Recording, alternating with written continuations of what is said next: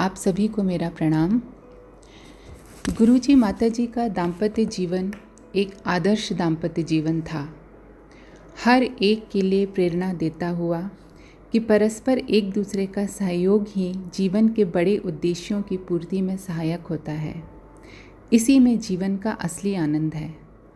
परिजन तो बताते ही हैं, पर माताजी भी गोष्ठियों में बताया करती थीं कि मथुरा में प्रारंभ के दिनों में जब माताजी सबको भोजन आदि कराकर बर्तन साफ करने बैठती तो गुरुजी भी उनकी मदद करने लगते। तब माताजी उन्हें कहती, आचार्य जी आप रहने दीजिए। इस पर गुरुजी कहते, माताजी हमारे बच्चे कैसे सीखेंगे कि पत्नी का सहयोग कैसे करना चाहिए। गुरुजी कभी कभी गोष्ठी में कहते, बेटा दाम्पत्य जीवन कैसा होना चाहिए इसे हमारे जीवन से सीखो। शांति कुंज में रहने वाली श्रीमती मणिदास दीदी बताती हैं कि माताजी की आंख का ऑपरेशन हुआ था। मैं माताजी से मिलने गई। उस समय लगभग 11 बज रहे थे। गुरुजी उन दिनों सूक्ष्मीकरण साधना में थे। गुरुजी भी माताजी को देखने आए थे। मुझे पता नहीं था कि गुरुजी माताजी के पास बैठे हैं। दरवाज़ा हल्का सा खुला था। मैं जैसे ही भीतर जाने लगी तो देखा गुरुजी माताजी के पास बैठे हैं। मैं पीछे हट गई। गुरुजी के दर्शनों का लोभ करके मैं बाहर ही खड़ी रही, लौटी नहीं। मैंने देखा वे माताजी का हाथ थामकर बैठे हैं। लगभग 1 घंटा गुरुजी माताजी का हाथ थामकर बैठे रहे, पर दोनों में बातचीत कुछ भी नहीं हुई। माताजी अक्सर गुरुजी को याद कर प्रवचन में बताया करती थीं, बेटा दिन भर काम करके थक कर जब मैं ऊपर जाती तो गुरुजी पानी का गिलास भरकर रखते और सीढ़ियों के मध्य तक आते थे। मेरा हाथ थामकर ऊपर ले जाते और बिठाते, फिर अपने हाथ से पानी का गिलास उठाकर देते। ये बताते हुए वे अक्सर रो पड़ती थीं। सूक्ष्मीकरण साधना में जब वे गए तो मिशन के सब कार्यों की जिम्मेदारी मेरे कंधों पर सौंप दी। मैंने कहा, आचार्य जी ये सब मैं कैसे कर पाऊंगी?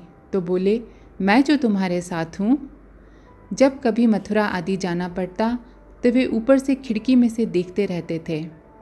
कभी कभी मथुरा के दिनों की याद कर बताती, बेटा इस गायत्री परिवार को हमने और आचार्य जी ने अपने खून पसीने से सींच कर खड़ा किया है। मथुरा में बंदर खूब परेशान करते थे। मैं खाना बनाती, गुरुजी परोसने में मदद करते, हाथ में लाठी भी रखते और बंदरों को धकेलते रहते। मैं जल्दी जल्दी घर का सब काम निपटाकर गुरुजी के काम में मदद करने तपोभूमि पहुंच जाती थी। गुरुजी को पत्र व्यवहार में भी मदद करती थी। मैं पत्र पढ़ती जाती और गुरुजी जवाब लिखते जाते। एक बार हम सब कार्यकर्ताओं की गोष्ठी थी। गुरुजी ने कहा, बेटा तुम सब लोग परस्पर प्रणाम करते हो कि नहीं? रोज सुबह अपने पति के चरण स्पर्श किया करो। फिर भाइयों की ओर उन्मुख होकर बोले, तुम लोग भी पत्नी को प्रणाम किया करो। परस्पर एक दूसरे का सम्मान करना चाहिए। तुमको देखकर तुम्हारे बच्चे स्वयं ही सीख जाएंगे। जयपुर के श्री वीरेंद्र अग्रवाल जी भी बताते हैं कि एक दिन जब मैं गुरुजी के पास बैठा तो गुरुजी ने किसी काम से अलमारी खोली। मैंने देखा कि उनकी अलमारी में माताजी की तस्वीर रखी है। मैं कुछ पूछता इससे पहले ही गुरुजी बोले, बेटा मैं माताजी को रोज़ प्रणाम करता हूँ। अपने सब कार्यों के लिए मैं माताजी से ही शक्ति लेता हूँ। गुरुजी महिलाओं के प्रति बहुत संवेदनशील थे। समाज में फैली कुप्रथाओं और संकीर्ण सोच आदि के कारण महिलाओं की दास्ता जैसी स्थिति का ध्यान करने मात्र से उन्हें असहनीय वेदना होती थी। उनकी दयनीय स्थिति पर वे बहुत आहत होते थे।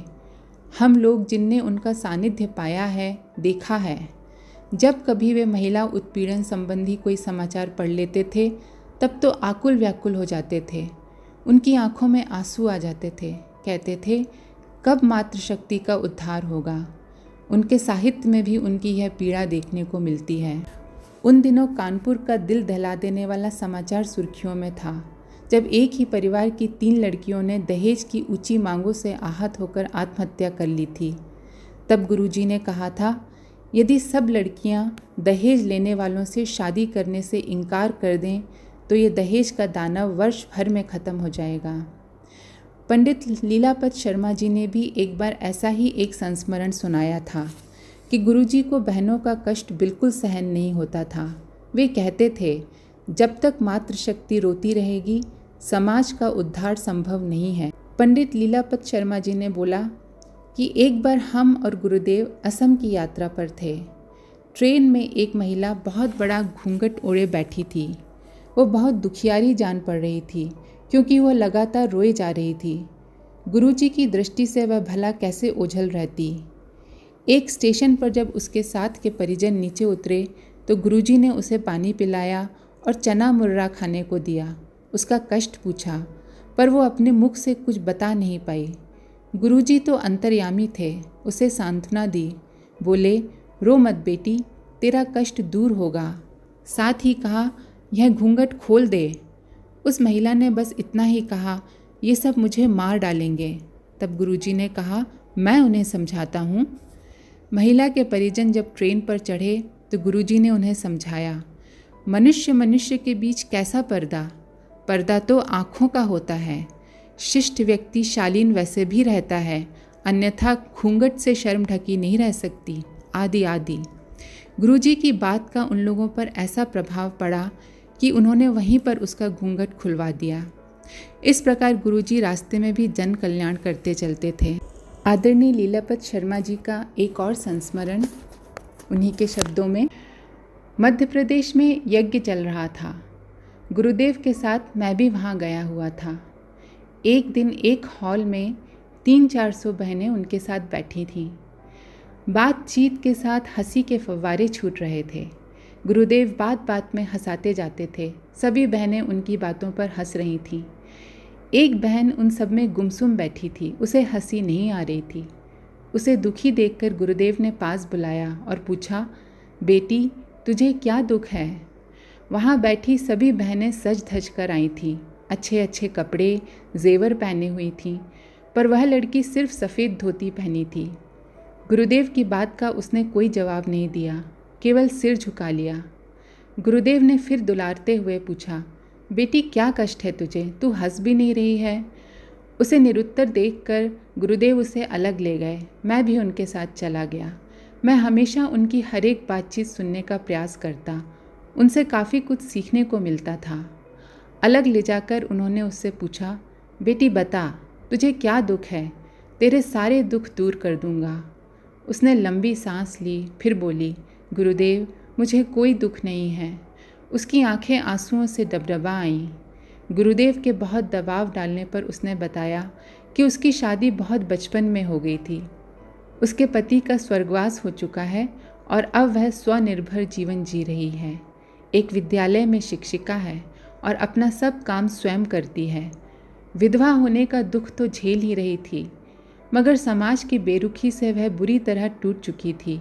वह कह रही थी, मैं 100 अखंड ज्योति मंगाती हूँ। उसे लेकर सुबह किसी के घर जाती हूँ तो सभी मुझसे नाराज़ होते हैं कि तू विधवा है, सुबह सुबह आकर मुंह दिखला दिया, न जाने आज का दिन कैसे बीतेगा। गाली भी देते हैं। मैं चुप होकर सुन लेती हूँ और वापस चली जाती हूँ। शाम को अखंड ज्योति बांटने जाती हूँ तब भी वे यही कहते हैं कि शाम को आकर मुंह दिखला दिया, कल से हमारे घर मत आया कर।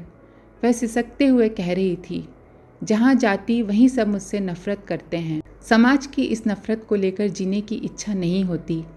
कभी कभी सोचती हूँ कि आत्महत्या कर लूँ, पर आप कहते हैं आत्महत्या पाप है, मगर मैं जीऊँ तो कैसे? बोलते बोलते वो फूट फूट कर रोने लगी।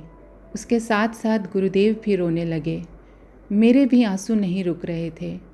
गुरुदेव ने उससे कहा, चल बेटी मेरे साथ चल। फिर हॉल में सबके बीच आकर कहने लगे, बेटी मैं अपनी बात नहीं कहता, वेद की बात कहता हूँ।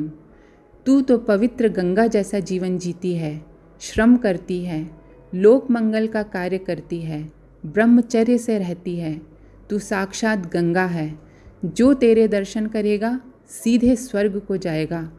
और जो ये सब बैठी हैं, श्रृंगार करती हैं, फैशन करती हैं, बच्चे पैदा करती हैं, देश के सामने अनेक प्रकार की समस्याएं पैदा करती हैं, जो इनके दर्शन करेगा सीधे नरक को जाएगा। गुरुदेव को इतना क्रोधित होते मैंने पहले कभी नहीं देखा था। वे कह रहे थे, जो दुखी है उसको और दुख देना पाप है। जो ये कहता है कि विधवा को देखने से पाप लगता है, वह सबसे बड़ा पापी है। बेटी, तू तो शुद्ध और पवित्र है। उनकी इस बात पर वहाँ बैठी सभी बहनों ने गर्दन नीची कर ली। थोड़ी देर बाद गुस्सा ठंडा होने पर उन्होंने उनसे कहा, कहो बेटियों, आपको क्या कहना है? इस पर किसी ने कुछ नहीं कहा। सभी शांत होकर बैठी रहीं। थोड़ी देर बाद जब उठकर जाने लगीं तो मैंने दरवाजे तक जाकर उनसे कहा, बहनों, गुरुदेव की बातों का बुरा नहीं मानना, वे गुस्से में हैं, लेकिन उनकी बातों पर विचार ज़रूर करना। वे लज्जित होकर बोलीं, भाई साहब, गुरुदेव की बातों का बुरा क्यों मानेंगे? उन्होंने तो सही बात कही है। विधवा तो शुद्ध पवित्र जीवन जीती है। आज उन्होंने हमारी आंखें खोल दी। आज से हम जब भी किसी विधवा का दर्शन करेंगे, उसमें गंगा माता का दर्शन करेंगे और उसे कोई कष्ट हो तो उसकी मदद करेंगे। हम दूसरों को भी बताएंगे कि विधवा का दर्शन करने से पाप नहीं होता। वे कह रही थी कि गुरुदेव ने हमारी आंखें खोल दी। हम सौभाग्यशाली हैं कि ऐसे गुरु हमें मिले। ऐसे गुरु हों तो देश में फैला हुआ अज्ञान शीघ्र ही दूर हो जाए। वह दुखी बहन भी वहीं खड़ी ये सब बातें सुन रही थी। उसके मुख पर संतोष के भाव थे। दुख के बादल छट चुके थे। हल्की सी धूप झिलमिला रही थी। आज के लिए बस इतना ही। आप सबका बहुत बहुत धन्यवाद। ओम शांति। हमारे YouTube चैनल को सब्सक्राइब करें और बेल आइकन को दबाकर ऑल पर क्लिक करें ताकि नोटिफिकेशंस आपको मिलती रहें।